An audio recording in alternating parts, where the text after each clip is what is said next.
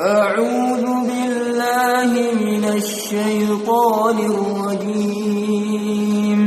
بسم الله الرحمن الرحيم.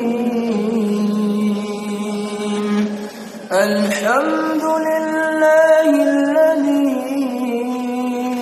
أنزل على عبده الكتاب ولم يجعل له عوجا قيما لينذر بأسا شديدا من لدنه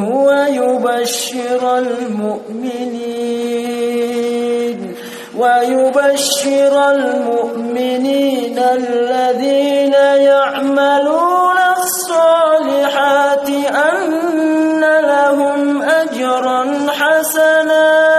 ماكثين فيه أبدا وينذر الذين قالوا اتخذ الله ولدا ما لهم به من علم ولا لآبائهم كبرت كلمة تخرج من أفواههم إن يقولون إلا كذبا فلعلك باخع نفسك على آثارهم إن لم يؤمنوا بهذا الحديث أسفا